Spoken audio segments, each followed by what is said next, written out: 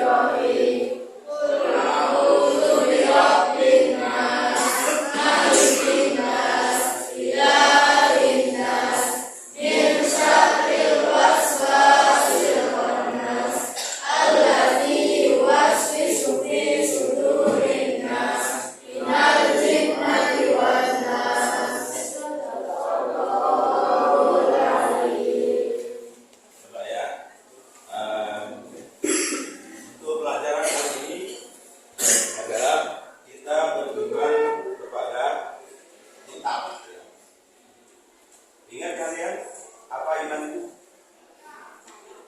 Percaya. Iman itu adalah percaya. Hanya percaya. Secara bahasa memang percaya.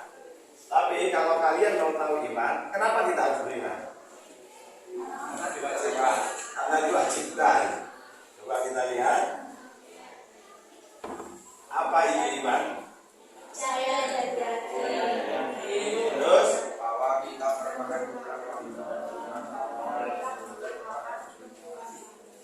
jadi percaya, tidak ada keraguan di dalam Al-Quran bahwa iman kepada kitab artinya percaya dan yakin bahwa kitab merupakan kumpulan wahyu dan firman Allah yang diturunkan kepada Rasulnya dan berisi ajaran yang dijadikan sebagai petunjuk dan pedoman dalam kehidupan. Dalam Al-Quran jelas di surat Al-Baqarah ayat 2, "Dzalika kitabul la raiba fihi hudal lil muttaqin," bahwa di dalam Al-Quran itu tidak ada keraguan. Hudal lil muttaqin sebagai petunjuk bagi orang-orang yang bertakwa. Ya. Selanjutnya, nama kitab dan rasul penerimanya. Coba saya ingin tahu. Malaikat Jibril memberikan wahyu kepada Nabi. Siapakah penerima kitab Injil? Nabi Isa. Tolong. Ayo. Nabi Daud. Nanti kita buktikan ya. Zabur. Tapi Daud lagi. Siapa? Nabi Musa. Al-Quran kepada sudah tahu. Coba kita buktikan kalau Taurat itu punya Nabi Daud.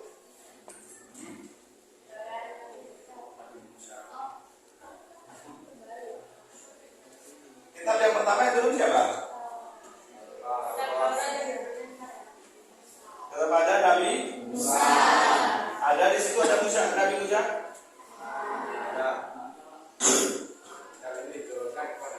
Nabi Musa. Jadi kitab Taurat diturunkan kepada Nabi Musa. Diturunkan di mana?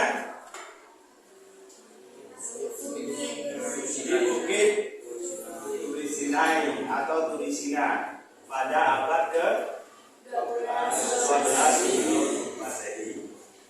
Jadi kalian harus paham itu bahwa kitab Taurat itu adalah punyaannya Nabi Musa, diturunkan di Turi Sinai. Kitab ini ditulis dengan bahasa apa? Pokok ajarannya ada 10. Di antaranya 3 perintah, 7 larangan. Jadi gini ya, walaupun kita tidak pernah melihat kitab Taurat, kita kan tidak pernah melihat kitab Taurat. Kita juga tidak tahu tulisannya Ibrani itu seperti apa. Tetapi kita wajib untuk mempercayainya bahwa kitab Taurat itu adalah kitab yang diturunkan oleh Allah. Kepada siapa? Nabi Musa. Makanya tadi Nabi Daud. Lanjut. Berarti yang kedua kitab apa? Zabur. Kitab Zabur diturunkan kepada siapa? Nabi Daud. Buktikan ya. Ini hadisnya, ayatnya tentang kitab Taurat tadi ya. Dalilnya ini, wa ataina Musa kitab wa wajadna hudan li bani Israil.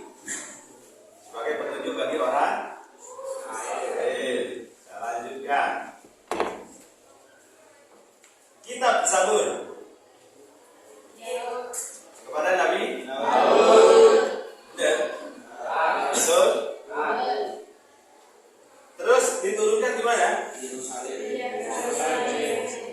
Pada tahun. Nah ini kalian harus tahu ya. Walaupun kamu belum tahu bentuknya kitab Taurat itu, kitab Zabur itu seperti apa, tapi kalian wajib untuk percaya. Kalau secara jelas ditulis secara tulisan Ibri dan lain sebagainya, kita kan nggak paham. Yang penting Al-Quran itu sebagai nantinya fokusnya itu pada Al-Quran. Dalil dari kitab Zabur. Faida ja'a wa'duhu lahuma ba'asna alaikum ibadan lana uli ba'sin syadidin fajasu khilal al-diyar wa kana wa'dam maf'ulan. Maka apabila datang saat hukuman bagi orang yang berbuat kejahatan yang pertama dan yang kedua kejahatan itu, kami datangkan kepada hamba-hamba kami yang perkasa, lalu mereka berjalan di kampung-kampung, dan itulah ketetapan yang pasti terlaksana. Itu yang jelas ayat tentang itu. Selanjutnya kitab Injil. Kitab Injil artinya kitab yang ketiga yang diturunkan kepada Nabi Isa. Di mana diturunkannya? Di Yerusalem. Sekarang yang lagi perang itu ya, Palestina dan Israel, menggunakan bahasa Suryani. Nah, dalilnya apakah ada? Ada. Dia Isa berkata, sesungguhnya aku hamba Allah. Dia yang memberiku kitab dalam kurung Injil, dan dia yang menjadikan aku seorang nabi.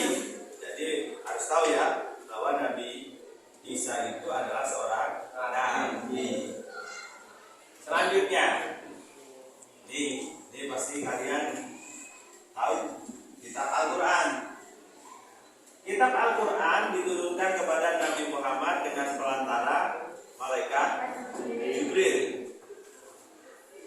Al-Quran diturunkan pada abad 7 Masehi. Kalau kitab yang lain tadi sebelum Masehi ya. Nanti ini sudah Masehi. Di Mekah dan Madinah. Kalau di Mekah namanya surat Makkiyah, kalau di Madinah namanya surat Madaniyah.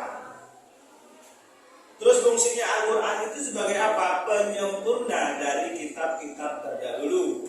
Berarti ada kitab Taurat, ada kitab Zabur, ada kitab Injil. Sebagai penyempurna adalah kitab Al-Quran. Al-Quran ini memakai bahasa apa? Bahasa Arab, berisi 6 selanjutnya, nih, nazala 'alaika al-kitaba bil haqqi musaddiqan lima baina yadayhi wa anzala at-taurata wal injil. Ini dalilnya Al-Quran tadi di surat Al-Imran ayat 3. Dia menurunkan kitab Al-Quran kepadamu Muhammad yang mengandung kebenaran. Jadi Al-Quran itu tidak ada keraguan di dalamnya, pasti benar. Dan menurunkan Taurat dan Injil. Sebelumnya ada dia. Dan sekarang fungsi Al-Quran, kitab yang kita baca ini. 1. Sebagai petunjuk umat manusia agar berada di jalan yang lurus. Jadi kalau kalian berpegang teguh pada Al-Quran, itu kalian tetap di jalan yang lurus. Anak-anak sekalian, saya melihat kalian kurang semangat ya dalam belajar ini. Coba sekarang ini semuanya tangan, tirukan saya. Sebutkan mana nanti yang harus dipegang. Pegang hidung. Konsentrasi, jangan ikut saya. Tadi pegang hidung. Lagi pegang telinga. Kok ada yang pegang hidung? Lagi tunjukkan jari jempol. Yes. Nah, harus konsentrasi ya. Lagi dan ya, saya kasih semangat loh ya. Masa belajar semangat. Tundukkan kepala. Oh, lakukan. Ayo, nggak salah ya. Yang salah nanti tahu. Tundukkan kepala. Gelengkan kepala. Yes. Nah, saya kira cukup. Tidak itu. Nanti kita selalu banyak bermain. Kemudian fungsi dari Al-Quran itu adalah sebagai memberi kabar gembira bagi orang yang beriman. Apa maksudnya? Ini bahwa orang-orang yang beriman itu Allah akan meletakkan kita di surga. Jadi harus senang. Kalian ini sholat juga harus senang. Baca Al-Quran juga harus senang. Apa janji Allah? Tempatnya di surga. Selanjutnya, fungsi dari Al-Quran memberi peringatan akan adanya hari pembalasan. Tidak ada perbuatan yang tidak akan dibalas oleh Allah. Paham ya? Lanjut. Manfaat meyakini kitab Allah. Jadi kalau kita yakin satu,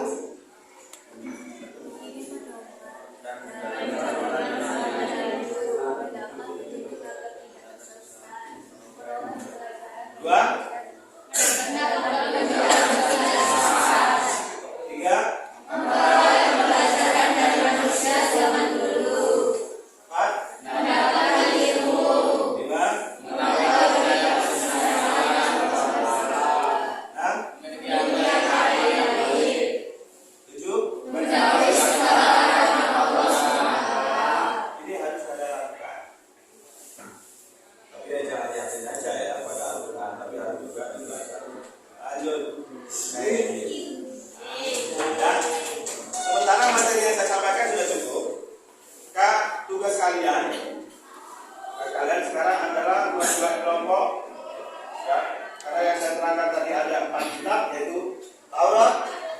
Zabur, Injil, dan Al-Quran.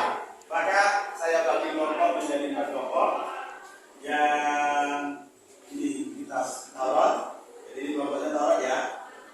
Ini Zabur, yang ini Injil, ini Al-Quran. Tugas kalian apa sekarang? Silakan kalian berdiskusi. Buat nanti salah satu kelompoknya nanti berpresentasi di depan apa hasil dari diskusi. Satu, apa yang dimaksud dengan iman? Bukti iman itu apa? Kita iman kepada kitab. Bukti kitab iman kepada kitab itu seperti apa? Ya, sudah. Paham ya? Kelompok nanti. Yang kedua, tugas kalian, karena ini kelompoknya nama-nama kitab, kalau tadi sudah saya jelaskan, di sana itu kita Taurat berbahasa apa, turunnya di mana, kepada nabi siapa, ajarannya apa saja. Paham ya? Sudah paham? Silakan kalian sekarang berdiskusi masing-masing kelompok. Tunjuk ketua kelompoknya siapa. Silakan. Masih ingat tadi yang saya terangkan?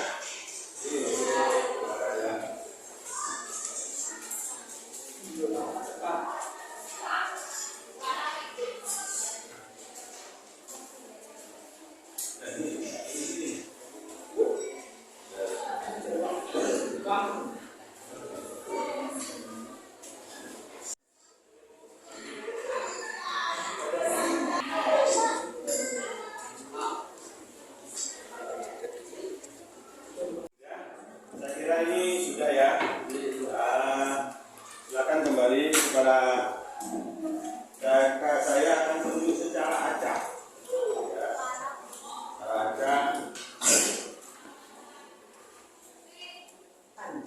tentang wakil atau ketua dari masing-masing kelompok. Silakan untuk tidak berurutan secara acak aja.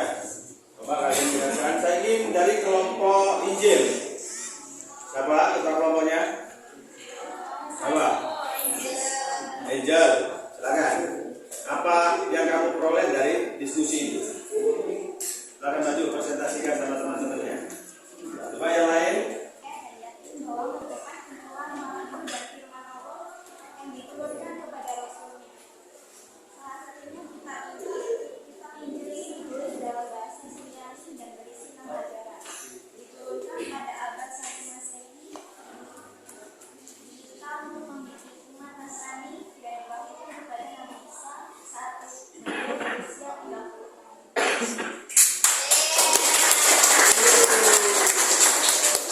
Dengan melihat kalian tadi dan mendengar hasil diskusi tadi, kalian anak yang hebat, cuman perlu banyak lagi dikoreksi, ditambahin. Apalagi kalian jika bisa menambah lebih banyak lagi menggali sumber dari bermacam-macam sumber, tidak hanya sumber yang ada di saya. Boleh kamu ngambil di buku-buku lain, boleh. Asalkan contohnya begini, saya menerangkan tentang kitab Injil. Kitab Injil itu siapa penerimanya? Nabi Isa. Coba kamu ceritakan Nabi Isa itu putra dari Siti Maryam. Beliau itu bertugas bersamaan dengan Nabi siapa? Nabi Yahya.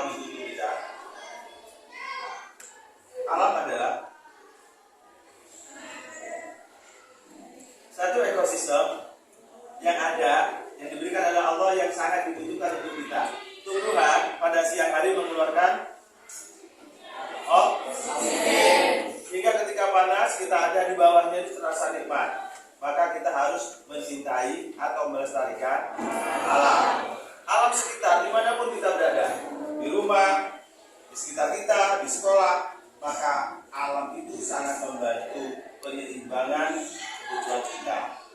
Paham ya? Nah, saat ini akan saya membagikan 3 kelompok. Nanti satu kelompok adalah untuk memilah sampah yang terurai dan yang tidak bisa terurai. Ya, sampah organik dan anorganik. Kalau nanti saya ingin tahu, tidak saya jelaskan sampah apa saja yang nanti yang bisa terurai, organik, dan yang dikelompokkan yang tidak bisa terurai. Paham? Jadi tolong nanti ini laki-laki semuanya bawa buku, kalian tunjuk ketua kelompoknya, nanti akan mempresentasikan hasilnya kalian ketika memilah sampah itu. Sampah apa yang bisa terurai dan sampah apa yang tidak bisa terurai. Dan kelompok 2 ini sama, kalian tunjuk ketua kelompoknya, bawa tulis, alat-alat tulis, kalian cari tanaman, nama-nama tanaman plus manfaatnya. Paham ya? Kemudian untuk kelompok yang ini, kelompok yang ketiga, kalian nanti melihat tanaman-tanaman yang perlu dibersihkan, tanaman-tanaman yang perlu pengaturan, sehingga tanaman itu bisa tumbuh dengan subur. Paham ya? Nah, sekarang saya minta kelompok 1, silakan menuju tempat sampah di sana, pembuangan sampah. Kalian pilah sampah-sampah di sana. Dan ketua plus sekretarisnya jangan lupa menulis. Silakan.